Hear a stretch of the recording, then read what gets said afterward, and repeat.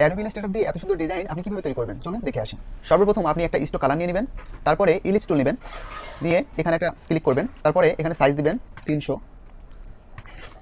দিয়ে ওকে করবেন, তারপরে আবার উপরে একটা ক্লিক করবেন, তারপরে এখানে সাইজ হাফ দিবেন 150 দিয়ে ওকে দিবেন, তারপরে সিলেকশন টুলটা নেবেন, তারপরে এই উপরেরটা ধরে জাস্ট এইভাবে কর্নারে দিয়ে দিবেন, তারপরে অল্টার চেপে ধরে এইটা এই কর্নারে দিয়ে দিবেন, তারপরে এই তিনটা সিলেক্ট করবেন, টুলবার সেকশন থেকে শেপ বিল্ডার টুলটা নেবেন, তারপরে এই দুটা সিলেক্ট করবেন এবং নিচের এই দুইটা অল্টার চেপে ধরে সিলেক্ট করে ডিলিট করে দেবেন, তারপরে সিলেকশন টুলটা নেবেন, আমি একটু ছোটো করে নিচ্ছি, তারপরে টুলবার সেকশন থেকে রোটেট টুলটা নেবেন, অল্টার চেপে ধরে এখানে একটা ক্লিক করবেন, তারপরে আপনি একটা অ্যাঙ্গেল দিবেন, আমি 3 ডিগ্রি দিলাম, তারপরে কপি, এরপরে কন্ট্রোল ডি সিলেক্ট করবেন। তো দেখুন সুন্দর একটা ডিজাইন কিন্তু তৈরি হয়ে গেল। তো এভাবে কিন্তু আপনি এত সুন্দর একটা ডিজাইন তৈরি করে নিতে পারবেন। ভিডিওটি ভালো লাগলে অবশ্যই একটা লাইক দিয়ে পেজটি ফলো করবেন। দেখা হচ্ছে নতুন কোনো ভিডিওতে। আল্লাহ হাফেজ।